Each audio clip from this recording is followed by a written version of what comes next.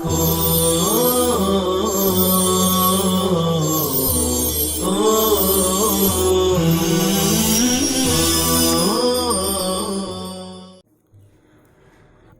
علیکم ورحمۃ اللہ وبرکاتہ۔ میرے عزیز طلبہ، اب تک آپ نے تجوید کے تعلق سے اہمیت تجوید، عظمت تجوید اور اسی طرح سے تجوید کی تصانیف کا سرسری جائزہ اور تجوید کی تدوین، موضوع، غرض و غایت اور اسی طرح سے مشہور قراء اعظام اور قرآن کریم کو خوش آوازی اور حسن صوت سے کیوں پڑھا جاتا ہے، یہ پڑھا آپ نے، سنا۔ اور اسی طرح سے تجوید کا ثبوت ادلہ اربعہ، قرآن و حدیث اور اجماع امت اور قیاس وغیرہ سے آپ کو بتلایا گیا اور اقوال علماء بھی پیش کیے گئے۔ اب کتاب کے تعلق سے ایک بات یہ سماعت فرما لیں کہ یہ کتاب یعنی فوائد مکیہ، اس کی مقبولیت کا اندازہ آپ اس سے لگا سکتے ہیں کہ بر صغیر کا کوئی بھی قابل ذکر ادارہ، کوئی بھی بڑا ادارہ ایسا نہیں ہے جہاں پر فوائد مکیہ جیسی عمدہ کتاب داخل نصاب نہ ہو، بلکہ آپ کو پہلے بھی یہ بتلایا گیا تھا کہ حفظ اردو کی تکمیل اسی پر موقوف سمجھی جاتی ہے۔ اسی اہمیت اور عظمت کی وجہ سے اس پر بہت سے لوگوں نے شرح کا کام کیا ہے، بہت سے لوگوں نے اس پر حاشیے لکھے ہیں۔ چنانچہ حضرت مولانا قاری عبد المالک صاحب رحمۃ اللہ علیہ نے تعلیقات مالکیہ، قاری محب الدین صاحب رحمۃ اللہ علیہ نے حواشی مرضیہ، قاری محمد شریف صاحب نے توضیحات مرضیہ، حضرت قاری محمد یوسف صاحب نے لمعات شمسیہ، قاری جمشید علی صاحب نے تحفہ مرضیہ اور قاری مفتی محمد سعید صاحب اجراڑوی اور قاری حفظ الرحمن صاحب پرتاپ گڑھی رحمۃ اللہ علیہ نے اس پر مختصر حواشی لکھے ہیں۔ اور استاذ القراء قاری محمد ادریس العاصم فاضل مدینہ یونیورسٹی کے ہیں، انہوں نے شرح فوائد مکیہ کے نام سے بہت ہی مفصل اور مطول ایک شرح لکھی ہے جو بڑے سائز میں تقریباً 500 سے زیادہ صفحات پر مشتمل ہے۔ اس سے اس کتاب کی مقبولیت کا اندازہ لگتا ہے۔ بہرحال جب آپ پڑھیں گے تو آپ کو خود سمجھ میں آئے گا کہ حضرت مصنف رحمۃ اللہ علیہ نے اختصار کے ساتھ کتنی جامعیت والی بات آپ کے سامنے پیش کی ہے۔ تو یہ مختصر اس کا کتاب کا تعارف ہوا۔ مصنف رحمۃ اللہ علیہ کے حالات شروع کرنے سے پہلے آپ کو یہ بتلا دیتے ہیں کہ مصنف رحمۃ اللہ علیہ کے بہت سے مشہور تلامذہ ہیں۔ ان کے تلامذہ کی فہرست تو بہت لمبی ہے، لیکن چند نام آپ سماعت فرما لیں، جیسے قاری عبد الخالق صاحب، قاری عبد المالک صاحب، قاری ضیاء الدین صاحب، قاری عبد الوحید، قاری حفظ الرحمن صاحب، قاری عبد المعبود صاحب، قاری محمد یوسف صاحب، اسی طرح سے قاری حبیب الرحمن صاحب شیروانی، قاری محمد حسین صاحب، قاری عبدالحی والد بزرگوار حضرت علی میاں ندوی رحمۃ اللہ علیہ، قاری محمد سلیمان صاحب صورتی، اسی طرح سے قاری محمد صاحب مئو یو پی، قاری قطب الدین صاحب وغیرہ۔ یہ سب جو ہے مشہور تلامذہ ہیں جنہوں نے قاری صاحب کی جانشینی کا حق ادا کیا، اور ان حضرات نے تجوید و قرات کی بہت ہی عمدہ اور اچھی خدمات پیش کی ہیں امت کے سامنے۔ بہرحال یہ چند باتیں کتاب کے تعلق سے تھیں۔ اب آپ کو مصنف کے مختصر حالات بھی سماعت کر لینا چاہیے، کیونکہ اس سے بھی مصنف کے حالات جاننے سے کتاب کی بھی اہمیت سمجھ میں آتی ہے، اور اسی طرح سے اس فن کی بھی اہمیت سمجھ میں آتی ہے۔ تو مصنف کا نام ہے عبد الرحمن ابن شیخ محمد بشیر خان۔ ان کا لقب ہے خاتمۃ القراء فی الہند، یعنی ہندوستان کے تمام قراء کی سندیں اگر دیکھی جائیں تو انہی پر جا کے ختم ہوتی ہیں، اس لیے ان کو کہا جاتا ہے خاتمۃ القراء فی الہند۔ ان کی نسبت کبھی ان کو مکی کہا جاتا ہے، کبھی الہ آبادی کہا جاتا ہے۔ اس کی وجہ یہ ہے کہ یہ چونکہ ابتدائی میں مکہ معظمہ جو ہے تشریف لے گئے، ہجرت کر گئے تھے، آگے آپ کو بتلایا جائے گا، اس لیے ان کو مکی کہا جاتا ہے۔ اور الہ آبادی اس لیے کہا جاتا ہے کہ بشارت کے بعد، یعنی خواب میں نبی پاک صلی اللہ علیہ وسلم کی بشارت کے بعد الہ آباد تشریف لائے اور یہیں پر تجوید و قرات کی خدمت انجام دی، اس وجہ سے الہ آبادی بھی کہا جاتا ہے۔ مسلکن یہ حنفی ہیں، دیوبندی۔ ان کی تاریخ پیدائش 1280 ہجری یعنی 1864 عیسوی ہے، اور ان کا مقام پیدائش گوالیار صوبہ مدھیہ پردیش ہے۔ اب تفصیل سے آپ کو بتلاتے ہیں۔ تو حضرت رحمۃ اللہ علیہ اصلاً فروخ آباد یو پی کے رہنے والے تھے، لیکن 1857 عیسوی کی جنگ میں حالات کی وجہ سے مکہ ہجرت کر گئے تھے، اس لیے مکی کہلاتے ہیں۔ البتہ الہ آباد میں تجوید و قرات کی خدمت ایک عرصے تک کی، اس لیے الہ آبادی کہلاتے ہیں۔ تعلیم و تعلم کا سلسلہ یوں شروع ہوا کہ مکہ ہجرت کر جانے کے بعد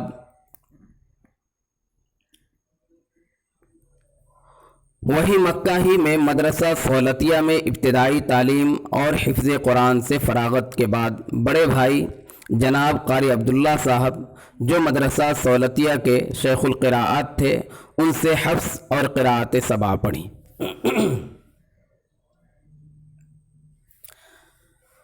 مکہ مکرمہ سے ہندوستان واپسی کب ہوئی؟ اس فن شریف کی حفاظت کا سامان اس طرح پیدا ہوا کہ ایک رات خواب میں آپ صلی اللہ علیہ وسلم نے حضرت مولانا حافظ قاری عبداللہ قدس سرہ، یعنی ان کے بڑے بھائی سے فرمایا کہ عبداللہ سنو، اپنے بھائی قاری عبد الرحمن کو ہندوستان بھیج دو تاکہ وہاں تجوید و قرات کی اشاعت کریں۔ اس بشارت عظمیٰ پر جس قدر بھی فخر ہو سکتا ہے وہ کم ہے۔ بہرحال قاری عبداللہ صاحب نے فوراً اپنے بھائی قاری عبد الرحمن صاحب کو بلوا کر فرمایا کہ گنبد خضرا میں آرام فرمانے والے آقا و مولا نے خواب میں تمہارا نام لے کر بشارت دی ہے کہ اپنے بھائی کو علم تجوید و قرات کی اشاعت کے لیے ہندوستان روانہ کر دو۔ قاری عبد الرحمن صاحب رحمۃ اللہ علیہ پر اس بشارت کو سن کر عجیب کیفیت طاری ہو گئی کہ حضور صلی اللہ علیہ وسلم نے اپنے اس غلام کا نام لے کر بشارت دی۔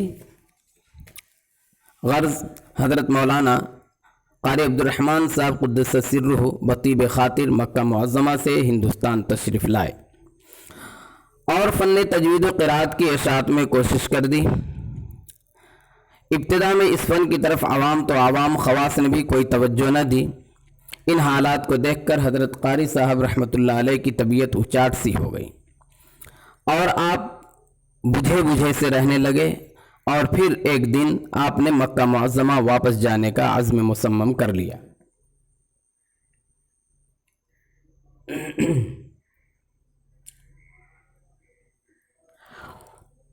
کہ صبح کو روانہ ہو جاؤں گا، بستر وغیرہ باندھ لیا۔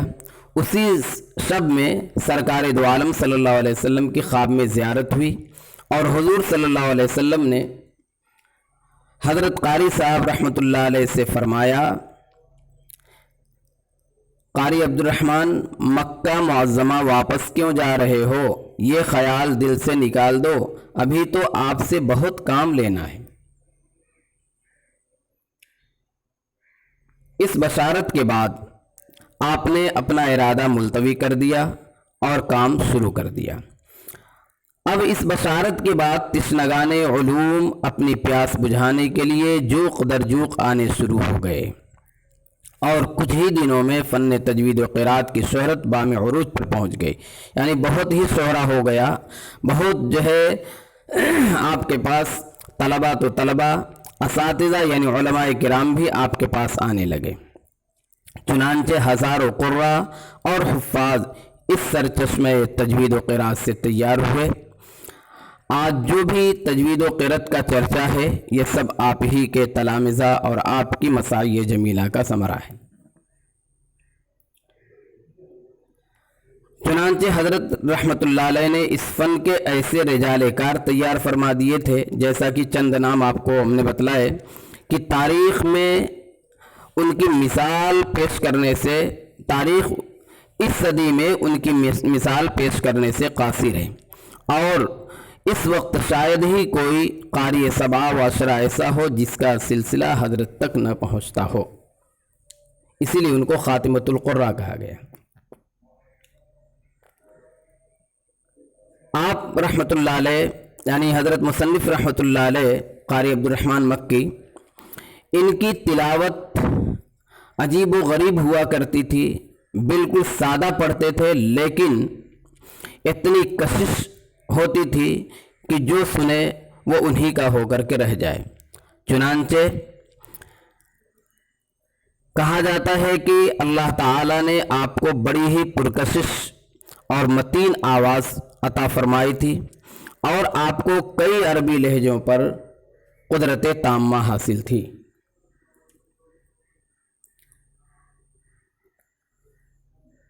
ایک کتاب ہے فیضان رحمت، اس کے مصنف رحمت اللہ علیہ آپ کی قرأت سے متعلق ایک عجیب و غریب واقعہ پیش کرتے ہیں۔ چنانچہ وہ فرماتے ہیں کہ حضرت مولانا منت اللہ صاحب، جو حضرت موگیری رحمت اللہ علیہ کے صاحبزادے ہیں، یعنی حضرت موگیری رحمت اللہ علیہ وہ ہیں جنہوں نے دارالعلوم ندوۃ العلماء کی بنیاد رکھی ہے، اس کے بانی ہیں، تو ان کے صاحبزادے ہیں مولانا منت اللہ صاحب رحمت اللہ علیہ، وہ قاری صاحب کے ہم عصر ہیں۔ ایک مرتبہ قاری عبد الرحمن صاحب مکی رحمت اللہ علیہ کو انہوں نے اپنی خانقاہ میں ٹھہرایا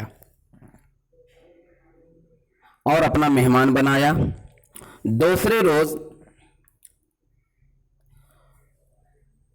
صبح کو نماز کے بعد حضرت موگیری رحمت اللہ علیہ یعنی مولانا منت اللہ صاحب موگیری رحمت اللہ علیہ نے قاری صاحب سے فرمایا کہ میرے کمرے میں آپ تشریف لائیں اور چائے جو ہے وہی پئیں گے۔ شیخ القراء رحمت اللہ علیہ کمرے میں داخل ہوئے اور بیٹھ گئے تو حضرت موگیری رحمت اللہ علیہ نے کہا، قاری صاحب ایک رکوع سنا دیجئے۔ قدر جوہر شاہ داند یا بداند جوہری، کہتے جوہر اور گوہر کی قیمت جو ہے یا تو بادشاہ جانتا ہے یا جوہری یعنی سونار جانتا ہے۔ تو انہوں نے بھی حضرت قاری صاحب رحمت اللہ علیہ سے کہا کہ ایک رکوع سنا دیجئے۔ اب جو ہے حضرت قاری صاحب رحمت اللہ علیہ نے جو ایک رکوع سنایا تو حضرت موگیری رحمت اللہ علیہ پر رقت طاری ہوگی، پھر انہوں نے کہا کہ ایک رکوع اور سنا دیجئے۔ اس بار جو ہے یعنی دوبارہ جب قاری صاحب نے پڑھنا شروع کیا تو خود قاری صاحب بھی رو پڑے اور ایک سما بند گیا، تلاوت ہوتی جا رہی ہے اور دونوں روتے جا رہے تھے، اور بتلانے والے یہ بتلاتے ہیں کہ دن کے 12:30 بجے تک یہ سلسلہ جاری رہا، نہ چائے پینے کی نوبت آئی، اور جو لوگ کمرے سے باہر تھے ان پر بھی رقت طاری ہو گئی۔ بہرحال قاری صاحب کی قرات کا یہ اثر تھا کہ ان کو جو ہے اللہ تعالیٰ نے بڑا ہی عمدہ ملکہ عطا فرمایا تھا۔ قاری صاحب بہت ہی باروب اور متانت والی شخصیت کے مالک تھے، بلند اخلاق، ملنسار، حسن سیرت سے مدین تھے، بات کے پکے اور دل کے سچے مرد مومن تھے، بات کے دھنی اور دل کے غنی تھے۔ آپ کی تمام معمولات زندگی پر دین کی چھاپ نمایاں تھی۔ آپ رحمت اللہ علیہ حضرت حاجی امداد اللہ مہاجر مکی رحمت اللہ علیہ سے بیعت تھے اور اسی پر آخر دم تک قائم رہے۔ بعض لوگوں نے کچھ بیعت کے سلسلے میں دوسری باتیں کی ہیں لیکن وہ صحیح نہیں ہیں۔ آپ کا درس بالکل عام فہم ہوتا، ہر طالب علم کی علمی استعداد اور صلاحیت کے مطابق پڑھاتے۔ اور چونکہ آپ کے پاس آنے والوں میں اکثر علماء ہوتے تھے، اس لیے نہایت علمی انداز میں درس ہوتا تھا۔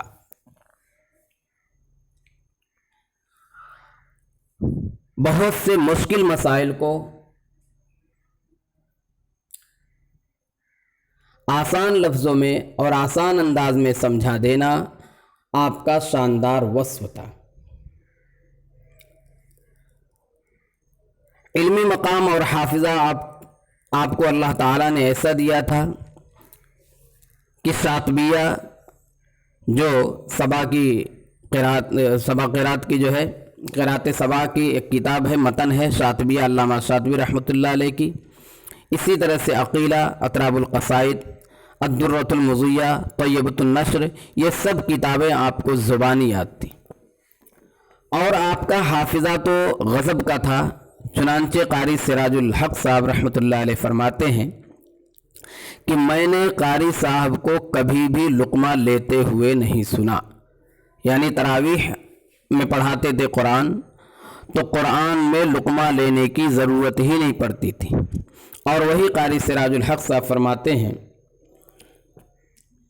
کہ قاری صاحب نے جدہ میں، جو مکے کا ایک حصہ ہے، جدہ کے اندر شہنشاہ اجنہ کو بھی قرآن سنایا ہے۔